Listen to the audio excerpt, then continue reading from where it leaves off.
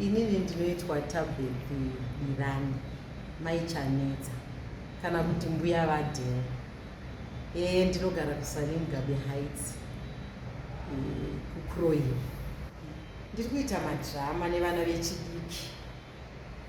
Muzera wechidiki uchiri kukura ndiri kutotanga kunyange nevari kuECD ndiri kuita navo madhirama.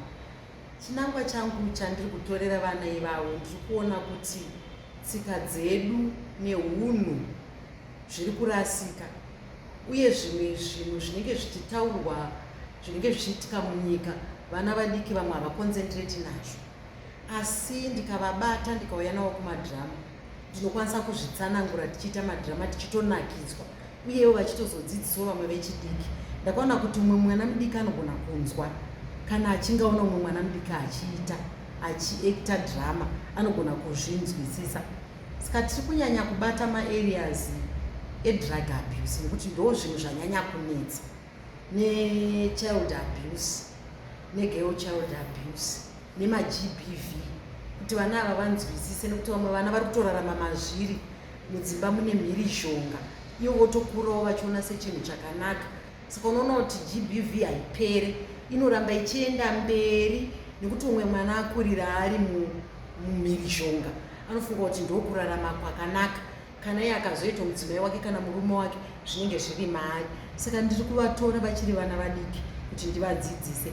Zvazvino ndinavo vana asi vanosvika 10 vari kufarira kuuya kuti tipote tichiita madhirama tichidzidzisa, nekuti vamwe vana havafarire kuuya kuzoita zvinhu pane vanhu vakuru, vanoda vakawanda ndopanotanga kuita musikanzwa.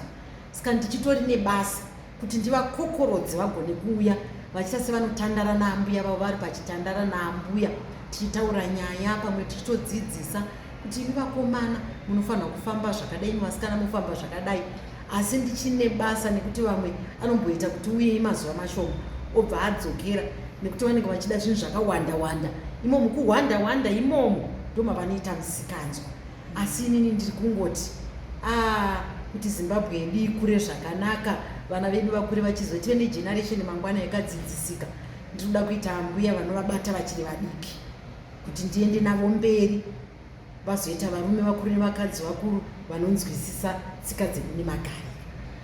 Izvozvi ndanyanya kuburitsa makomedi andaburitsa, ndakaburitsa rine cholera awareness, ndobva ndaburitsa rine age of conservative payabuda apa, tikaburitsa rimwe rine drug abuse, kuti vaone kuti drug abuse taedza kutsanangura kuti padrug abuse apa pakatanga kutobatwa kwatengwa drug, uye ari kutengesa drug achataurawo kwarabva. Saka taedza kutaura kuti patatabata vana vanga vakadhakwa vakasitika vaivai, ndobva tavatora bva tavaendesa kukamba. Chinangwa chedu tichiti mapurisa vanozoita follow-up vachimubvunza paanenge amuka kusitika kuya, akutaura kuti amboriwana kupi, ubva vavaendesa paariwana, vaya kwaavaendesawo kwaariwana vachataura kuti variwana kupi. Chinangwa tiri kuedza kuti zvipere muvana nekuti vari kutotangira vari muziya mudiki kuenda kuchikoro. Saka ndo dzimwe nyaya dzatati tabata sofa dzinokwana kuita cholera, age of conservative, drug abuse negirl child abuse. Zvinounza shanduko nekuti vanenge vachinakidzwa vachiona asi achitodzidza, uye nevabereki. Dhirama kazhinji munoona tinoonekwa vanhu vakagara mumba vabereki, vana vacho varipo, zvinobatsira kuti pavari kunakidzwa vachifara vachiseka kuti hona uya azodai, vanenge vachinzwisisa kuti zvavari kutoita izvi hazvitenderwe, nokuti zvimwe zvacho vanozoona zvichisvika pakusungisa, zvimwe zvichisvika pakuuraya nekudii. Saka ndinoona kuti zvinobatsira, zvinoita kuti zvisvike kuvanhu nekukurumidza, nekuti zvivhitivhiti zvanyanya kuwanda. Hakuna imba isina TV, vashoma. Saka madhirama akabuda pamaTVs, akabuda kana pamaredhiyo, zvinotora nhamba yakawanda kuti vanhu vanzwisise uye vachifara, tichitora futi seentertainment nguva imwe chete iyoyo.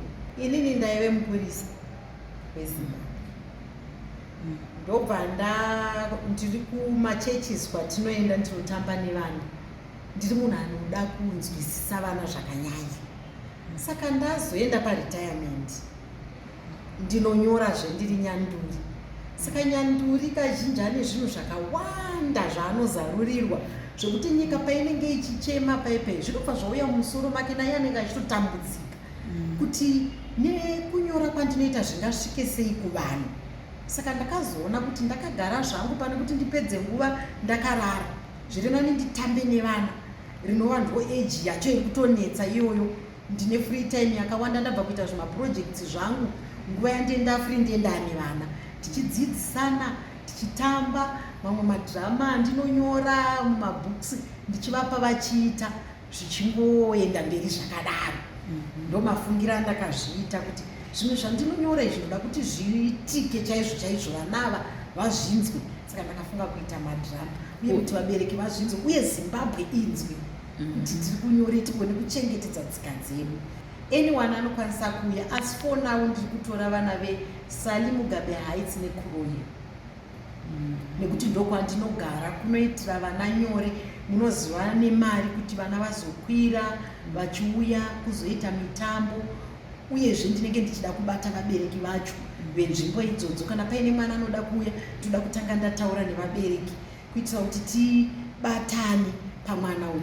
Panguva yaanouya vazive kuti kana ndiinavo kwemaawa maviri, vanofanira kuzoti vana vari kwaambuya kwemaawa maviri vachadzoka.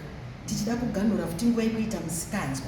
Mitambo yatiri kuita for now, tiri kucreata YouTube account yekuti vanhu vazoona mitambo yedu yatiri kuita.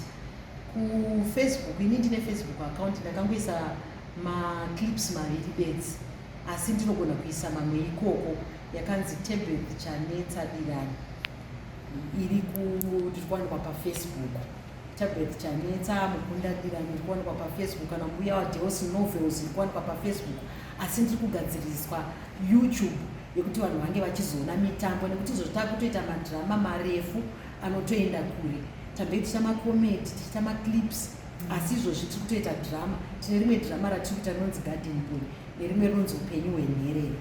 Asi imomo mese munenge muchipinda zvemadrugs, mune muchipinda zveabuse, zvatiri kusangana nezvekusangana nenyika yedu, ndo zviri kunyanya kupinda mumadhirama iwayo.